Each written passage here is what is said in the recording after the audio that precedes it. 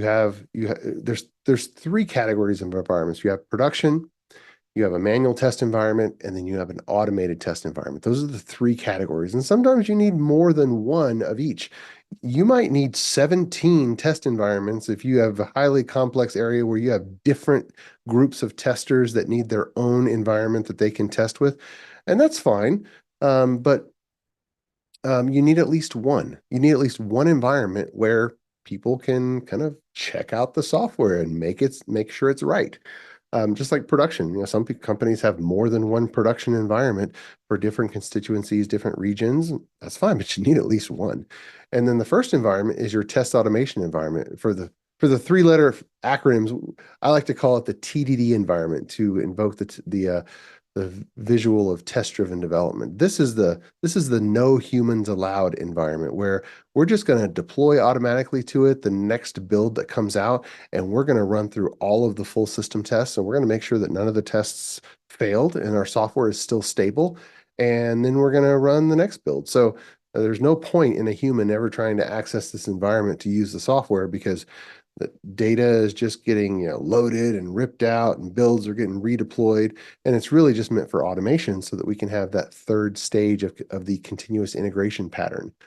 We find a lot of teams say they are using continuous integration, but they're only implementing one of the three stages of continuous integration.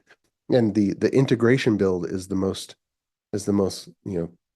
popular stage of the continuous integration pattern, but it's only one of the three.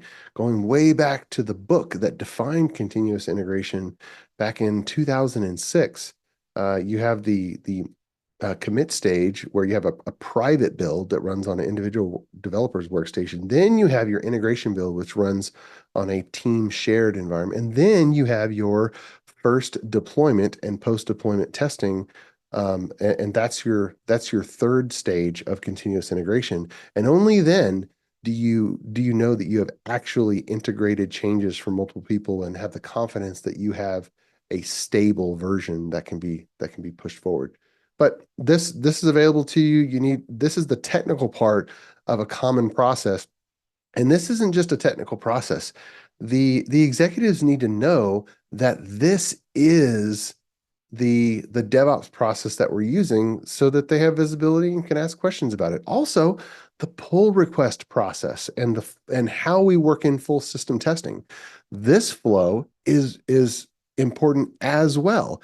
And you can see on the left-hand side, the horizontal bands are where a particular process happens. The top horizontal band is in design and validation outside of a developer's workstation.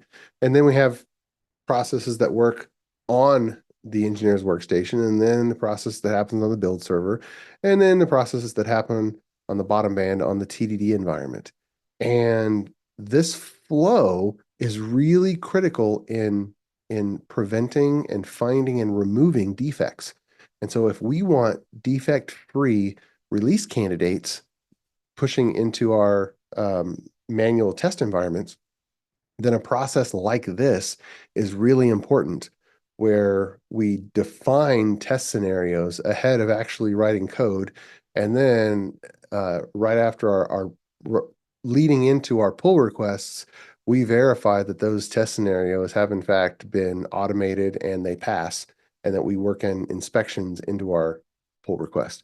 So there's a lot of detail. We've done some other webinars diving deeper in here, but it's important that you actually have a published process that everybody has visibility into. Okay.